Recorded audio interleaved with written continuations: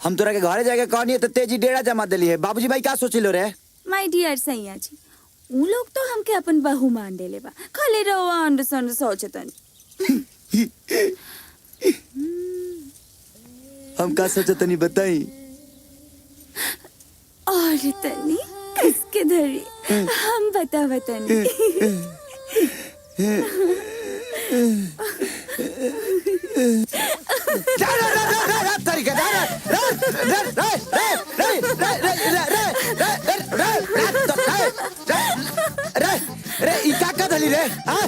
ई तो अम्मा जी या बाबूजी बताई। अम्मा जी, बाबूजी। बिटिया ई का हाल बनले बड़ू? हम ना राउर बेटा बनैले बनी। प्रेम ना माई, झूठ बोलती है। बाबूजी पहले बताई हम हतनी है। अरे राम, अरे ना रे बिटिया, तू साक्षात लड़की बाड़ू, हमर बिटिया बाड़ू। फिर राउर बेटा काहे कहता नहीं? चलो पानी में ना के रोमांस कर जाओ। देखी जबरदस्ती हमके पकड़ के अपने साथ ना अवध रहनी है। रे झूठी बोलो, झूठ रे माई।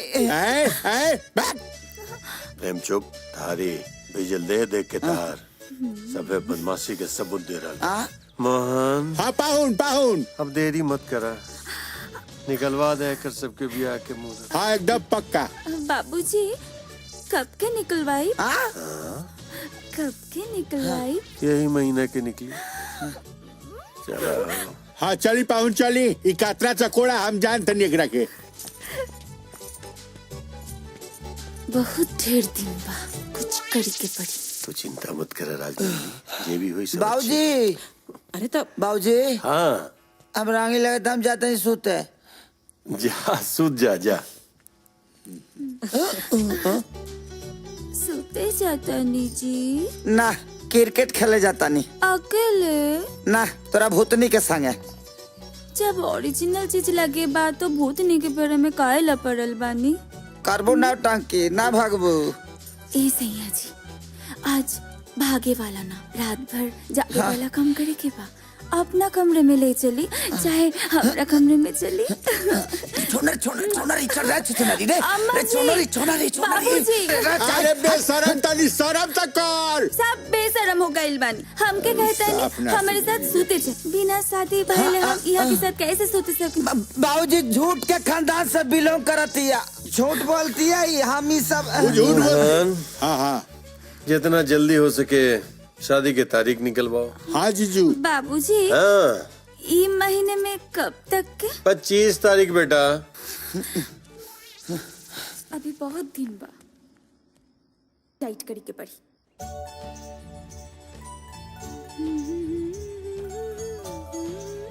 मामा गजब के बसंती बिहार बहाता।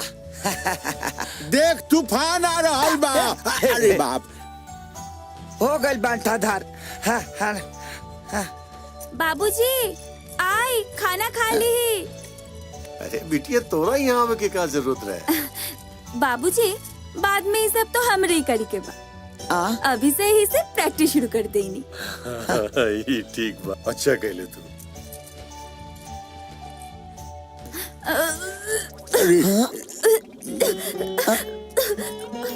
बाबूजी देखी तने मुनी घाम का लागल, लाए के टोटा पोटा फेंक देलस। हे बेटा देखा तेरा तबीयत ठीक नहीं खिलागत, तू थोड़ा बैठ जाइए, ओकरा बाद तू घरे चल जिया। बेटा बाबूजी ये तबीयत खराब होके वाला उल्टी ना हो। तब रवा दादा बनने वाले बनी। मामा अरे तो चल के हम जानते नहीं। उतर नीचे, उतर। हे भगवान उठा ला हमरा के ना, हमरा के ना है झूठी का उठा ला। चुप। मोहन जिया जी, अब लगा था बहुत देर हो गई, जल्दी अगर ब्याह के दिन तय करा। पक्का। बाबूजी कब के निकलवाए? नहीं निकली बेटा, बस 1 हफ्ता के भीतर के निकली।